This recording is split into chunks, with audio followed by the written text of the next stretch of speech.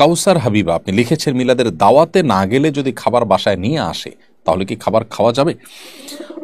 মিলাদ উপলক্ষে যে খাবারের আয়োজন হয়, আপনি জাননি, আপনার বাসায় পাঠিয়ে দেওয়া হয়েছে, এই খাবার খেলে কোনো হারাম হবে ব্যাপারটা সেরকম না, কারণ এখানে না পাক বা হারাম কোনো কিছু থাকে না। আপনি মূলত কোনো বেদায়াতের আয়োজনে সামিল হবেন না, কিন্তু সেটাকে ঘিরে বিশেষ করে যে সমস্ত মিষ্টান্ন ইত্যাদি বিতরণ করা হয়, এগুলো খেলে যে হারাম হবে ব্যাপারটা সেরকম না।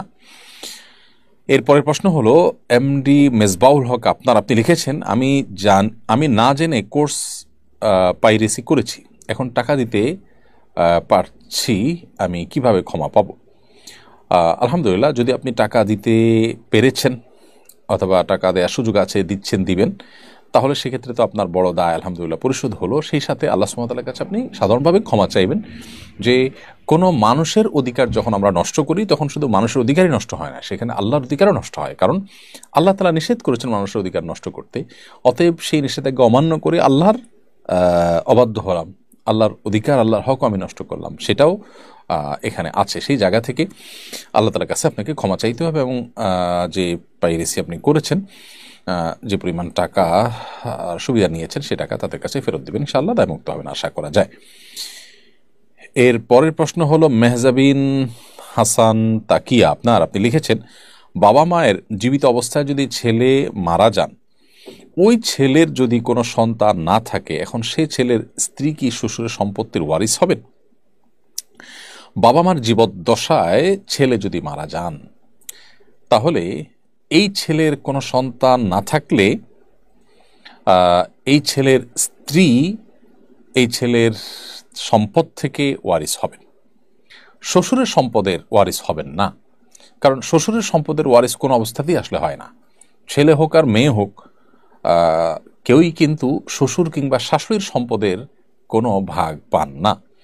অতএব এই ছেলে মারা যাক কিংবা জীবিত থাকুক, শ্বশুর বা শাশুড়ির সম্পদে কোনো হিস্সা এই ভদ্রমহিলার থাকবে না, কারণ তিনি না রক্ত সম্পর্কে আত্মীয়, নাকি না শরিয়ার দৃষ্টিকোণ থেকে যাদের মিরাস পাওয়ার সুযোগ আছে তাদের তালিকাভুক্ত, এই জন্য এখানে তার কোনো হিস্সা থাকবে না। তবে তার যে স্বামী অর্থাৎ বাবা মায়ের যে সন্তান, ছেলে সন্তানটি মারা গেল, তার সম্পদ যেটা আছে সেই সম্পদে ভাগ স্ত্রী পাবেন। এখন প্রশ্ন হলো যে এই ছেলে তো বাবা মার সম্পদ পাবে, তাহলে সেখান থেকে স্ত্রী পাবেন কিনা? উত্তর হলো বাবা মার সম্পদ তখনই পাবেন যখন বাবা মা মারা যান আর ছেলে জীবদ্দশা থাকেন। আর যদি আগে ছেলে মারা যান তাহলে ছেলে কিন্তু বাবা মার সম্পদ পান না, কারণ সম্পদের মালিকানা তখনই হয় যখন কেউ মারা যায়, তখন তার ওয়ারিসরা এটা মালিক হয়। জীবদ্দশায় তিনি নিজে মালিক থাকেন, ওয়ারিসরা মালিক হয় না। অতএব ছেলেই যেহেতু মালিক হয় নাই, এখানে ছেলের স্ত্রী মালিক হওয়ার প্রশ্ন ওঠে না। এখন আপনি বলবেন তাহলে তিনি কিভাবে চলবেন?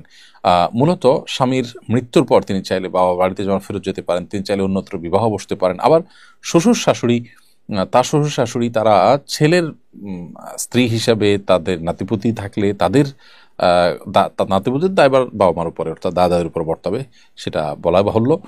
আর পাশাপাশি বৌমাকেও যদি তারা রাখেন এবং তারা তাদের দেখভাল করেন, অর্থনৈতিক দায় দায়িত্ব না, সেটা অবশ্যই প্রশংসনীয় কাজ, সেটা ভিন্ন বিষয়। তবে এখানে আসলে ওই অধিকারের যে প্রশ্নটা, সেটার উত্তর হলো যে না, এখানে সম্পদের অধিকারটি আসলে আসে না। এরপরের প্রশ্ন হলো, আমেরিকার নবনির্বাচিত প্রেসিডেন্ট ঘোষণা দিয়েছেন যে লিঙ্গ দুইটা, নারী আর পুরুষ, এছাড়া আর কোনো লিঙ্গ নেই। তার এই মন্তব্যে আমাদের দেশের ট্রান্সজেন্ডার বাদীদের দৌরাত্ম্য কি কমবে বলে মনে করেন? সুন্দর প্রশ্ন। দেখুন, আমেরিকার নবনির্বাচিত প্রেসিডেন্টের অনেক বিষয়ের সাথে আমাদের মুসলমানরা আমরা ভিন্নমত পোষণ করলেও তার এই কথাটাকে আমরা দারুণভাবে সমর্থন করি এবং এটিকে যুগান্তকার বলে আমরা মনে করি। আল্লাহ সুবহানাহু ওয়া তাআলা মানুষকে সৃষ্টি করেছেন আসলে নারী আর পুরুষ করে। আল্লাহ তাআলা সূরা নিসার শুরুতে বলেছেন ইন্না খালাকনাকুম, আল্লাহ সুবহানাহু ওয়া তাআলা বলেছেন যে ইন্না খালাকনাকুম মিন যাকারিন ওয়া উনসা, তোমাদেরকে নারী এবং পুরুষ থেকে সৃষ্টি করা হয়েছে। মানুষের দুইটা লৈঙ্গিক পরিচয় আছে, একটা হলো নারী, একটা হলো পুরুষ, অন্য কোনো লৈঙ্গিক পরিচয় নেই। তৃতীয় লিঙ্গ বলতে আমরা যাদেরকে বোঝাই হিজড়াদেরকে, সেই মানুষগুলো মূলত তারা লিঙ্গ প্রতিবন্ধী আমরা বলতে পারি। তাদের শরীরে বায়োলজিক্যালি এবং তাদের ফিজিক্যালি যদি তারা নারীত্বের দিকে তাদের ঝোঁক বেশি থাকে বা প্রবল টান থাকে, বা তাদের দেহে তাদের মানসিকতা এবং জিনগতভাবে নারীত্বের দিকটা প্রবল থাকলে তাদেরকে নারী ধরে ট্রিট করা হবে এবং তাদের যেটুকু পুরুষত্বের ভাব তাদের মধ্যে আছে সেগুলো ট্রিটমেন্ট করতে হবে, কাউন্সেলিং করতে হবে, ইত্যাদি উপায়ে তাদেরকে সুস্থ করে তুলতে হবে। এটি হলো ইসলামের নির্দেশ না। এর বাইরে কিছু এক্সট্রাঅর্ডিনারি কেস আছে, সেগুলো একান্তই প্রতিবন্ধকতা হিসাবে দেখতে হবে, অসুস্থ হিসেবে দেখতে হবে। আজ সে অসুস্থতাটাকেই সমাজে প্রতিষ্ঠা করবার অপচেষ্টা চলছে এবং এটার জন্য নানাবিধ ষড়যন্ত্র গোটা বিশ্বব্যাপী চলছে। এখন কেউ বলতে পারেন এটা করে লাভ কি? লাভ হলো সমকামিতাকে প্রতিষ্ঠা করা। শয়তানের একটা বড় চক্রান্ত হলো পৃথিবীতে আল্লাহর সৃষ্টিতে ব্যাপক পরিবর্তন আনা, সমকামিতার মতো জঘন্য নোংরামিকে সমাজে প্রতিষ্ঠা করা। এটার অন্যতম উপায় হলো এই ছেলেকে মনে মনে, তার মনে হলো মেয়ে, মেয়েকে মনে হলো তার মনে হলো ছেলে, এর ভিত্তিতে তার মানে আপনার লৈঙ্গিক পরিচয় শেষ করে দেওয়া। এর মাধ্যমে সমকামিতার পথ উন্মুক্ত হয়। একজন ছেলে যখন নিজেকে মেয়ে মনে করেন তখন তিনি আরেকজন ছেলের সাথে বিবাহ বসেন, অথচ তিনি আগে থেকেই ছেলে। তাহলে ছেলে সমান ছেলে, তাতে কী দাঁড়ালো? সমকামিতাই হলো। তো এইভাবে আসলে ট্রান্সজেন্ডার বাদ নানাভাবে প্রতিষ্ঠা হয়।